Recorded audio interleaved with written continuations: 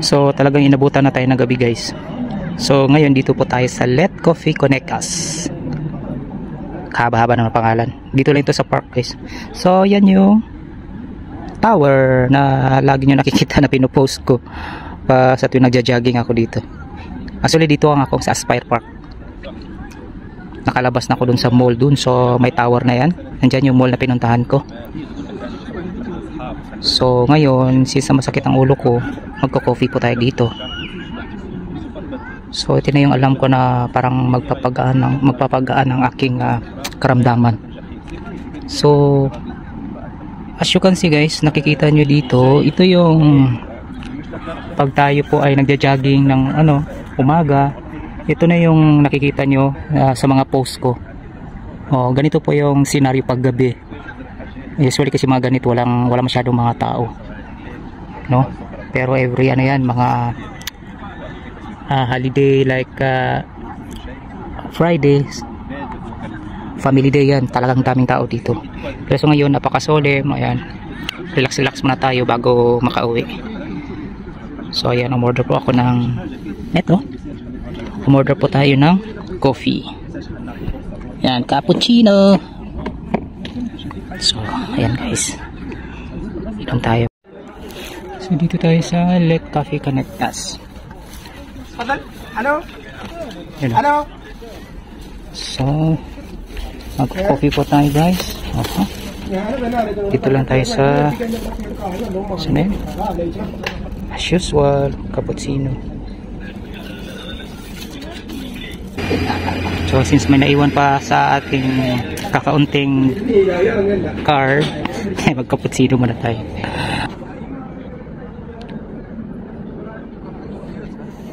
So yan, dito po tayo sa anong kape to? Let Coffee Connect Us. Aha, ganun. So yan yung yan yung park, yung pag pumunta ako dito na morning, yung nakikita yun sa vlog ko, yan na yun paggabi. Ito naman paggabi, ayan okay. So kasi uuwi na ako, so magka-coffee man ako. Sakit ng ulo ko, ayaw ko mag paracetamol. So ayun, naantay natin. Dami pa siya mikos yarn. mikos yarn. Katigil siya sa akin. Mikos yarn ba? Tagan? Yun doon. So see you guys. Antayin natin. Ayan, tinatawag na ako. Alright, thank you so much. Ayan, si Kabayan. Okay, thank you so much. Diba? Ganun lang simple. Ada call. Okay, so ayan guys, magtitimpla tayo. Diba? Laki. So kailangan dito guys. Sabihan niya kanina, ano ba, matapang ba? Hindi. Bigyan nila ako ng mild kasi pag strong kasi baka maglalapte-lapte tayo din sa tapang. Masakit kasi yung ulo ko guys, kaya kailangan magkakape tayo kasi sanay ako every sa trabaho ko. Hindi na ako nagbe-breakfast. Kape talaga kaagad dyan, or walang coffee, chai na lang. Lalo na yung karak chai, sarap yun. Yan yung nila dito, generic kumbaga. Talagang lati-lati ka sa sarap. Yan, simpleng buhay dito sa Qatar guys. This is a simple life here in Qatar.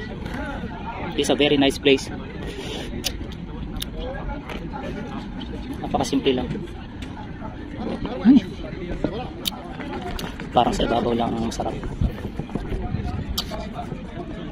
So yan guys. Ay nako, shout out yan sa inyo Philippines, shout out. Hanggang dito na lang, inom muna tayo ng kape. Salam.